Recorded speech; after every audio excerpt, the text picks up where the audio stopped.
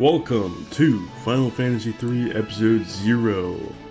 This is going to be just a rough explanation of what I'm going to be doing with the series, and why I think that if you are not traditionally a turn-based or Final Fantasy enjoyer, but you might be interested because maybe you like Baldur's Gate 3, then hey, I recommend if you just want to test out the most turn-based-esque game in the series, definitely start with Final Fantasy III. If you like that, go to Final Fantasy X. Then you want to go to Final Fantasy IV. After that, you want to go to 12. And then try out 12 Revenant Wings. If you like that, get yourself on into Final Fantasy Tactics. And if you're a really big fan of that, you can go down that line, all the tactics stuff. I'm not personally too much of a tactics guy. But it has a huge and dedicated fan base. If you are really much like 4, and you really like the turn-based plus ATB system, well, that's Final Fantasy's bread and butter. Still over half of the mainline games, and the overwhelming majority of the ones that have brought the series and franchise success have been turn-based with ATB. That's a big difference over traditional turn-based. It makes things fresh, it makes things exciting. You have to think on the fly in way more situations than just regular turn-based. Turn-based ATB is I love that system.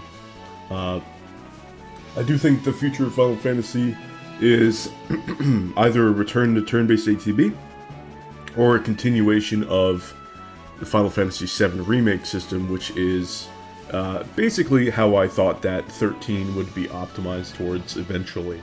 It's just a more convenient version of 13, but with 7's sort of meta systems surrounding combat, like materia and such. Anyway, that's not to be taking away from the simple joys of Final Fantasy III. The reason why such a action combat analytical guy would have gotten my start doing analysis with this game is because a lot of the enjoyment in analysis regarding certain games depends on two parts: preparation and the execution. Okay, you prepare for a fight, and then actually fighting the fight, the execution and the preparation. Now, certain games are going to be skewed to one way or the other, or maybe a balance of the two. Valheim is very balanced between the two. There's a lot of preparation, a lot of execution. And I really like that. You know, you can tell I'm primarily a Valheim channel. I love doing all sorts of analysis in terms of all the various aspects of Valheim, but definitely the preparation and execution. I love doing analytical theory, as much as it sounds like total nerd shit. It has actually gone on and made a huge difference in how much enjoyment I take out of the game and how much other people enjoy the game too that are subscribed to me. So I'm really proud of that. It's just I'm getting the most enjoyment out of the game. I've over 2,100 hours in that game, but I also have over 1,000 hours in this game, and I know that because I usually play. I did like every year for like I don't want to say like almost 13 years. I did one playthrough a summer at least. Some years I did multiple playthroughs, and those were around 60 hours.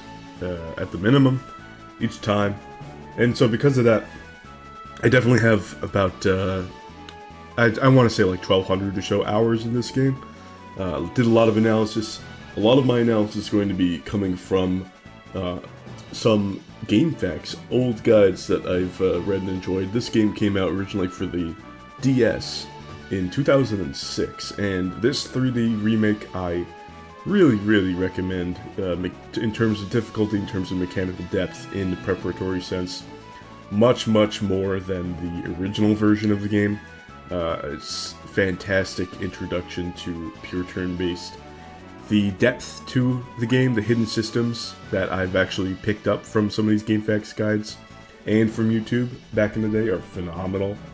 There's a lot of good choices to be made in terms of what jobs you want over others, and are there hidden properties to them. When your job level increases, what are the modifiers? What do they change at what points? I'm going to tell you right now, the biggest breakpoint is 72. So that 72 to 99 point is when your jobs are going to have the most value in their primary special ability. So I have Thief here, 72. That means I'll be able to steal at the highest rate the best items. So that's just super good. I love that. Getting those items is huge. It's super important. It'll be really good, especially for later job class, but man, that is just so good to have that at level 72. It's just phenomenal. But also, I've got Ingus here, job level 99 as a monk. This attack stat is absolutely ludicrous. It's way overtuned for this point in the game. I'm just dominating everything, and that's actually totally fine, because it is just pure middling physical damage. And the damage is going to be, as weird as it sounds, from Ingus, it's going to be fair.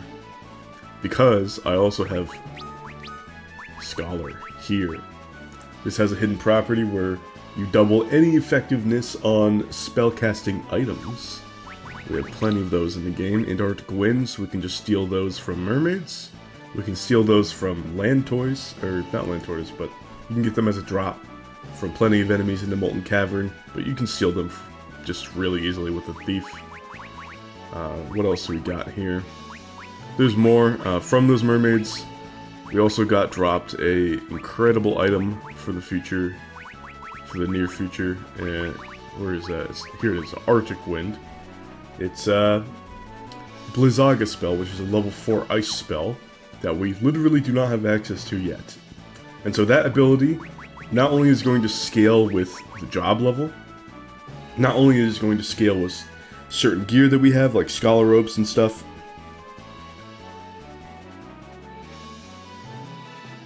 Pardon me, I just had a cough. But it's also going to just absolutely be blasting with that double effective damage as a scholar. Now, the scholar has a hidden property of HP gain while you level up. Every job has this. The scholars is just the lowest in the game, which sucks. If you have even a few levels in scholar, like as you level up you have like scholar as a job, you could actually like permanently just gut your character of HP to the point of potentially never even being able to hit that 9999 max HP stat. So you never want to do that. You always want to have a job that's good adventuring, and so I have Red Mage here. Red Mage specifically because you can be super tanky. Double Ice Shields, Ice Helm, Flame Mail, Mithril Bracers. We have coverage.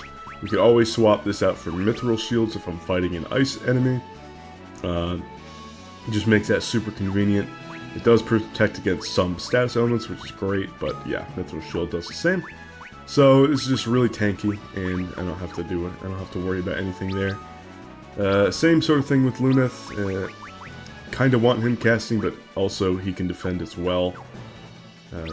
There's a weird hidden system in 3 where you have a stat called melee proficiency, where the more attacks you make with the character, the better damage they will deal. So once you level up your melee proficiency, I believe it's like every 32 attacks that you make, you level that up. You're going to be way more effective at just making regular attacks. And those regular attacks get modified through all sorts of special abilities. So Refia, for instance, is a ranger. Rangers are incredibly underrated.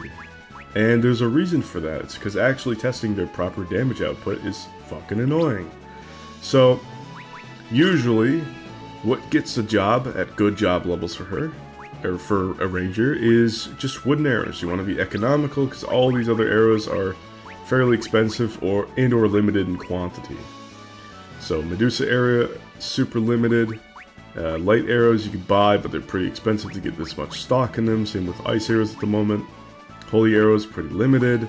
So actually getting the damage test on them is hard. It's also difficult because when you use barrage, it will automatically end the fight if you deal enough damage to kill him, whatever enemy. even before getting that final arrow. So you generally in a combat are not going to see all 4 arrows properly done in an enemy, and you're going to be using a weaker arrow. So your DPS, your view of the DPS is going to be so low. What's also kind of nutty is that the Ranger barrage ability starts off dealing 80% total attack damage. Like, it's literally just worse on a single target than just hitting attack. So everybody with these 3 things in mind have the immediate mentality of, oh, the Ranger is terrible, it's terrible. But once you hit the first job level breakpoint, which I believe it's 42, could be wrong about that, but I know that the 72 one is the most important, because at 72, of course, we get maximum effectiveness on barrage, but I have it at the middling point, which means you get a 0.3 damage, but 4 times. So by hitting barrage, I can get 1.2 times total damage. Sure, it takes 4 arrows, but that's totally fine. I have so many arrows and I know exactly what to do. So I'm absolutely fine with that. The damage is going to be really good. The thing that people don't understand as well, like that, again, there's a 4th thing that puts people off Rangers, is the attack is so low. Like, look at the attack. Even when I put Medusa arrows on, that's so low. However, not only does the hit rate apply differently when using bows than regular melee weapons, but it's also the damage modifier, the damage calculation, the formula is different, and it's way more forgiving in both aspects for bows than regular weapons. So you'll be dealing around the same damage, and even more if you barrage versus, or just take advantage of, with barrage or regular attacks, an elemental weakness, whatever it may be. You'll be dealing absolutely nutty damage. And the Rangers just supported well with loot throughout this mid-game experience. Like, all the way up until Earth Crystal, you'll be getting amazing new bows and great arrows and just so on and so on and so on. Even without using the legendary Smith job level 99 special gear, the Elven Bow, we'll still be doing amazing damage with the Ranger. Amazing damage. So, Ranger, absolutely optimal. 100%. Like, the inevitable modifier when you hit job level 72 and up is going to be 0.4 with each of the 4 Ranger barrage hits, which means the total damage is going to be 1.6 times modified of the already more forgiving damage from the back row, which, by the way, you're taking half physical damage if you didn't know from the back row versus the front row. It changes with formation. Super simple stuff. I love that. Just being able to be extra tanky, plus having all of this damage from the back row, you are so chillin'. Having this versatility with damage types is also incredible. I mean, just disgusting damage. Like, let's put this in perspective. Even though you're going to have higher damage output with something like a monk, or later on a dragoon, especially when you have the Gungnir. Okay, that is really strong damage. But if we look at the job level 72 and above version of the special ability for the dragoon, the jump, you are getting 2.4 times damage on a regular enemy, and that's over 2 turns. So you're getting an effective boost of 1.2 times damage each round, versus just staying on the ground and attacking. Very good, very worth your while. It's just amazing damage. If the target's weak to wind, then it's like, what is it, like a 4 times damage or something like that? It's disgusting. That doesn't come up too often, but when it does, you're like one-shotting these bosses or something. It's ridiculous. That's very good, but again, over 2 rounds with the Ranger, with the more forgiving damage formula compared to regular physical attacks, you are barraging twice, and you're getting a total damage modifier of 3.2 times. That's nasty. That's ridiculous. And the damage, again, later on you will actually see when I start recording and doing analysis and talking up my preparation for certain boss fights and then showing the boss fights, you will see just how disgusting this is. And then I'll also do some recordings for certain dungeons because some dungeons can just be a royal pain in the ass, and I want to showcase them. Red mages.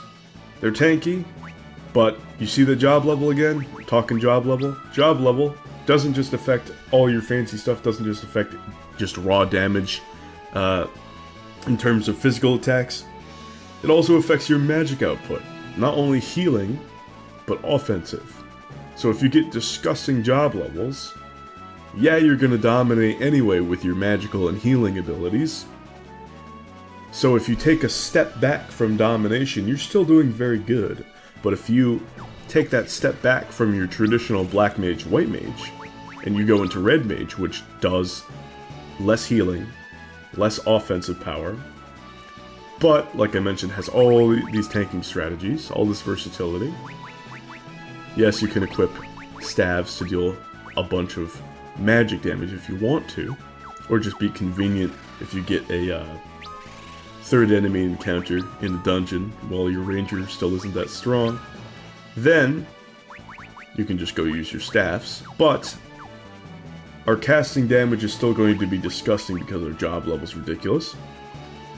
And we have healing, and we have a secondary red mage, so that we can heal even more. And we don't have to worry about that. We don't have to worry about buying antidotes because we have Poisona. We're all set on this. We have extra healing if we need to. And yeah, it's just absolutely nasty because we don't need too much of any one thing. But these guys cover the gaps and then some. They cover the gaps and they're tanky. They cover the gaps and they can blast effectively still. They cover the gaps and they can heal effectively still. It's like, it's ridiculous. They're so versatile. And I'm going to have a red mage all the way down to a sage because eventually we're not going to have this red mage anymore. It's going to be even more versatile and even more nasty because we're going to be able to have this red mage cover the gaps in every single aspect. And then this third character, aside from the damage, potential damage dealers and utility options, are going to be a third really good utility option. So we'll be able to have this as like primary mage in all regards, just covering those gaps, covering those niches, and then everything else will cover all of the rest and then some. It will overcompensate. The rest of your party overcompensates for the lack of just raw healing or raw magic. And I think that's a really cool aspect of party dynamics. And again, all of this will be totally proven, totally on camera once I get to it. Now, you might be asking, how the hell did you get your job levels this high, this early? And that's quite simple. You go all the way back to, let's see, right. Let's go to the map.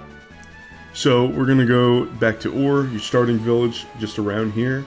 And you're just going to walk around, and you're going to fight goblins. And you are literally just going to guard, or with the thief or with the scholar, you're going to steal or study. And you're just going to spam that over 4 turns.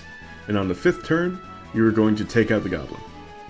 And that's almost guaranteed going to get job levels for the entire party. And so you rinse and repeat. It's really easy on this PC port because you have an auto battle system that's going to be able to memorize things and get it sorted out for you.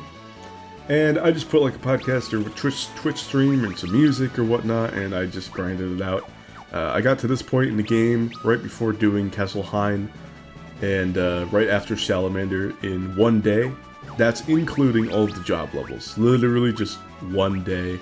Not even no-lifing. Like, I think I spent like maybe 5 or 6 hours playing the whole game, like doing this. Like, it helps like having over 1,000 hours into it and like knowing how to streamline and do all of this. The second day I did some level grinding to get up to level 20 in the Molten Cavern. Really convenient, really good spot for grinding at this point in the game.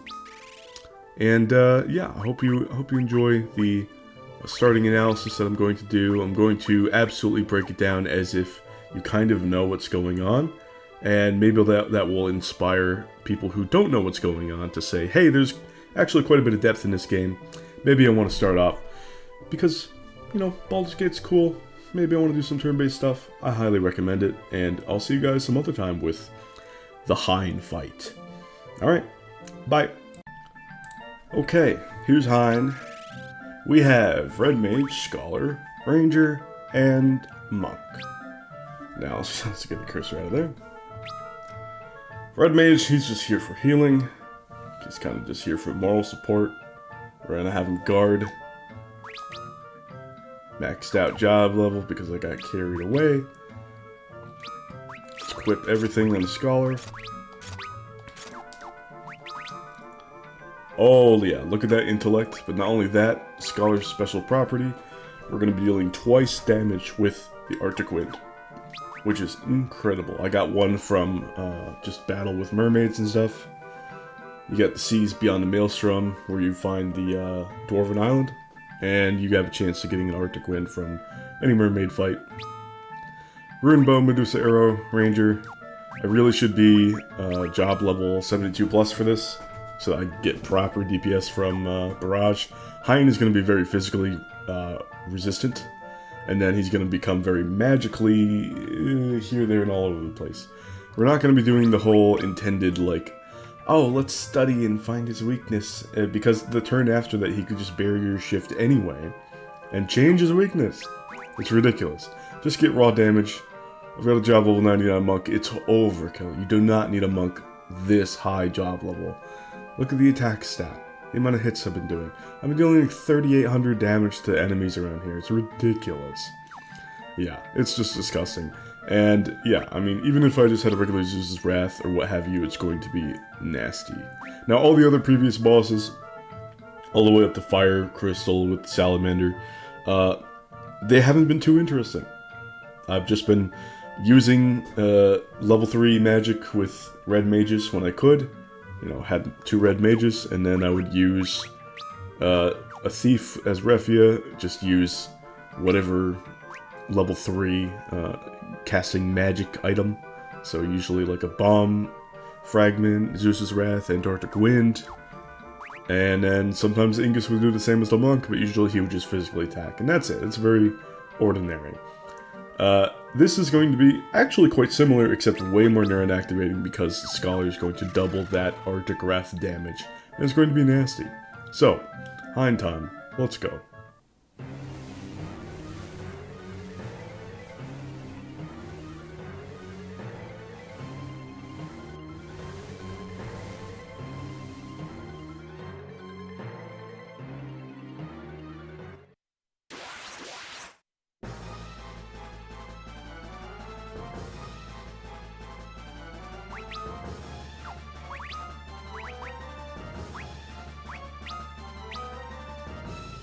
Interestingly enough, Blizzara does the most damage out of the level 3 spells.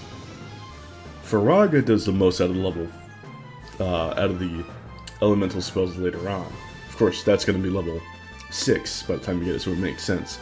But Blizzara does 88 overall damage, while the others deal 85, which is interesting. That 88 isn't exactly going to turn into like 88 flat damage. It's going to be modified, of course, but still. That base number going into the formula is higher than the rest. Super strange.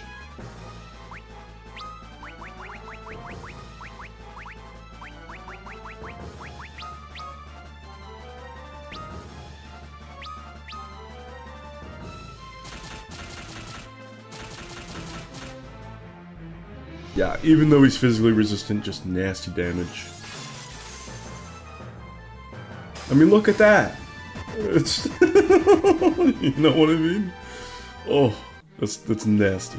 That's absolutely nasty. Just make sure that with the EXP, you won't level up your Scholar, because they gain the least HP out of any job in the game. I got lucky, because Ark had died versus Salamander. I'd just been going pretty low level. Just no grinding except for job level until then. Just relatively low job level grinding until after the Salamander 2. He kind of gave me a wake-up call. I was like, oh, this will be easy. I didn't need the job level grind as much. Surprise, surprise. Yes, you do. If you aren't going to do regular level grinding, job level grinding is the way to go. Anyway, that is Hein. Super smooth. Love that moveset. Love that party dynamic. Didn't even get to Barrage, but that is perfectly fine. I get to save all of those Medusa arrows for later. Anyway, thank you for well, I'll see you the next boss, you know? Okay, I have done a lot of grinding. I've done some level grinds up to level 24. Kraken's going to hit hard and potentially cause blindness, but especially hit hard against Ingus. And yeah, the job level grinding that I've done post Hein is ridiculous. He was already at level 99, but the others, oh boy. Refi is finally at that level 72 mark, so I can get the most damage out of Barrage. She's above that more because of natural progression, but that's fine. Of course, Arc, as a scholar, just naturally got that immense job level growth. It's the highest in the game, but at that point you also have the least HP gain out of any job as well on level up, so we make sure that we're not leveling up from the Kraken fight, which yes, I've got people outfitted with Shell Helm because Kraken can also cast Blizzara, and we want to resist that with Flame Mail and not neutralize that with any ice equipment. Now, don't make the same mistake that I did. I also have not the Shell Helm with Refia. Refia should have a Shell Helm. She does not. That's okay. She's going to be in the back row. She's going to be fine. We're going to be decimating this boss. Rune Bow, light arrows. We're going to be barraging. It's going to deal disgusting damage because it's weak to lightning. I got lucky and got a Heavenly Wrath from some of the Roper enemies. You can steal a Bomb Arm for Goldor in the future, but I also got lucky and got an Arctic Wind. That'll do just fine with the Scholar having double effectiveness on item spells like that. It's just absolutely ridiculous. If Scholar goes, if Arc goes first and uses Heavenly Wrath, the Kraken's going to die in one hit. We're going to cast, let's see, what do we got? Job level 90 down here as well, of course. We're going to be doing just full on, just absolute intellect, big, casting Thundara. I see some people recommending Blizzaga for this, even though we resist it. It'll deal decent damage, but Thundara is just going to be more damage at this point. So that's going to be like 4k. Refi is going to be like at least 4k. Ingus is probably going to be 4k or close to 4k. It's going to be like 3.7 to 3.9k damage on hit. So if any combo of Luneth, Ingus, and Refia, just any two out of those three hits Kraken's going to die, and if Arc hits, then Kraken's going to die. So it's going to be very interesting, it's going to be explosive, it's going to be a lot of neuron activation, big numbers, let's go. I used to have the hardest time with this boss, man. It was so tough. But, well, I've one-shotted this a few times since with Scholar, ever since I figured that one out. It's gonna be a joy of a fight.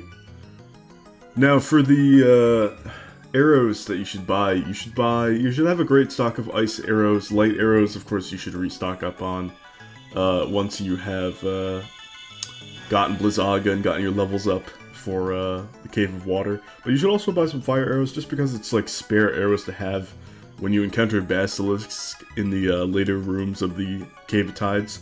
You can barrage, and it deals like 1400 damage to each basilisk with its 4 arrow cost. It's just such an easy arrow to spend for that. You definitely want to save your Medusa arrows for Goldor, and also for, well, no, you won't be using it against Garuda, but it's good to save it. And she gets sniped. Oh no! So dramatic in this low poly sense. Warriors of the Light. Ooh. Kraken. Yeah, good old Lorzande. And this is my favorite shit, because normally he has dramatic eyes, but we got the fucking red mage prim. Here he is, Kraken. Let's get this shit crack-a-lackin'. Make sure we got the good stuff. Yes, we do. And we're going to attack. Oh, he's dead.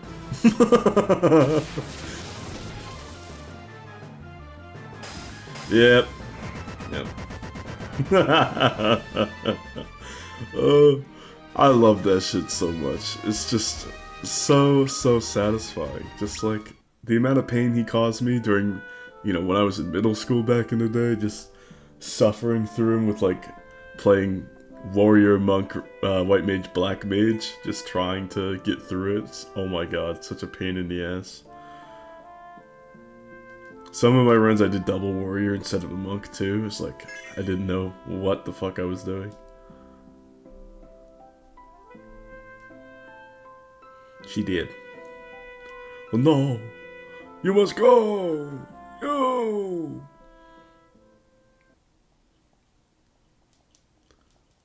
Yeah, you just met this lady like 2 minutes ago. What the fuck?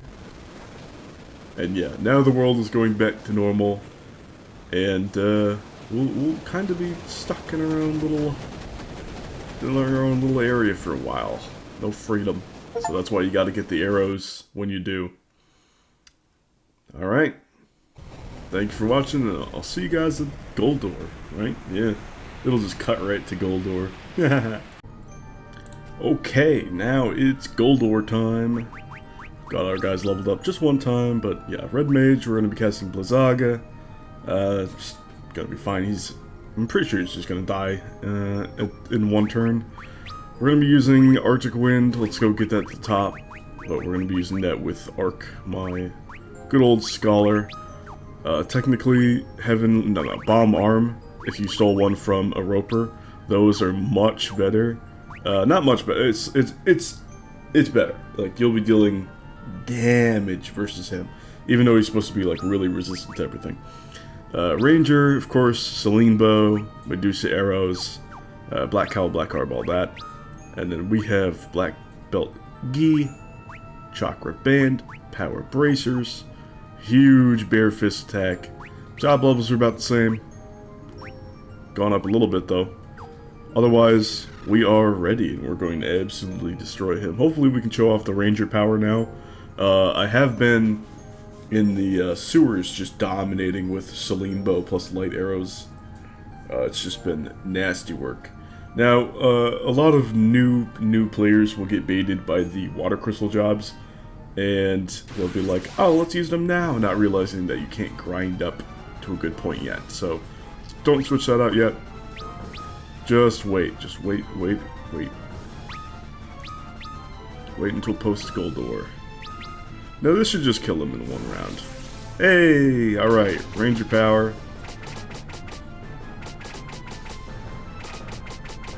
Pretty good, you might say. This is pretty good damage, you could say. Versus job level 99 Monk. We're dealing more damage than job level 99 Monk. Like, that's ridiculous.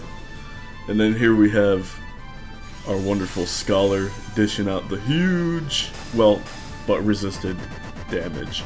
Still really good, but yeah, dude, that Ranger, people talk way too much shit on the Ranger, dude. What the fuck is that? Almost 5k. That's nasty. That is nasty. Yeah, and Ranger, I could have given Refia the Power Bracers instead, and she would have dealt over 5k handily. So, I mean, she's not even at job level 99, Ingus is. He has the Power Bracers, she doesn't. The damage is absurd. Alright. See you next time for Garuda. Okay, it is Garuda time. Yes, let's go. So, check the stats. We got whole bunch of magic defense. Scholar level job level 99. Same with Thief. Dragoon, job level 77. Full defensive for magic defense, feathered hats all around, scholared hat here for the magic defense, and int bonus. This is the final boss that we're going to be using the Scholar for. This Boomerang really should be a main gosh just for agility, but we're chilling. I'm not even going to be attacking, I'm just going to be using a Raven's Yawn. At job level 99 you can steal them efficiently from Needle Monkeys. And you can steal Turtle Shells, which is a hyper version of Protect. You can steal them from sorcerers, the lanky blue wispy fellas. So that's very good. It'll be extremely good for the future strategies with Viking.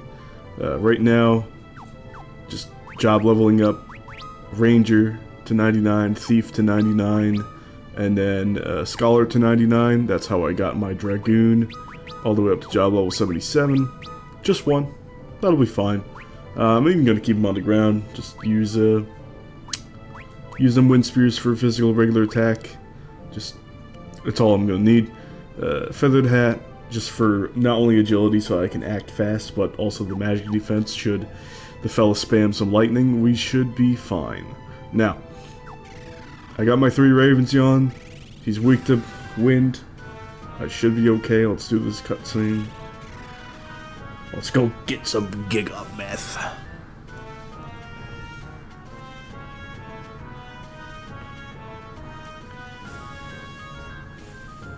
This is one of the last bosses in the mid-game that really gives people trouble. Like, Goldor doesn't really give people too many issues, but going from Salamander to Hein to Kraken to basically, you know, skip a boss to Garuda, brutal area for a lot of new players. Brutal, like really tough. Garuda definitely gives people a ton of trouble.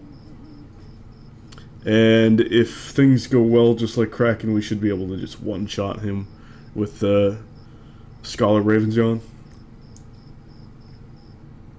Level 28 is a good level to be, even if you don't have the job levels that I'm at. I'm just showcasing just how strong you can be. At a reasonable level. Job level, not so reasonable, but that's okay. With this PC port, yeah, Gigameth, yeah! The auto battle, just setting that up, makes job level grinding so smooth. So this is the same day that I'm actually fighting? What? I'm all over the place. This is the same day that I fought the Kraken. Just real easy gaming.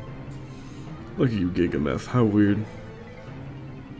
There's a lot of dudes transforming into monsters for bosses, but that's kind of cool, I suppose.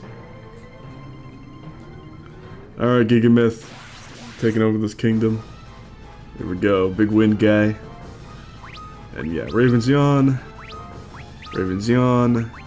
We're gonna use his high agility to use Raven's Yawn. Maybe I should have put it in the back row, but that's okay. He's gonna die. Real smooth. Who's doing it?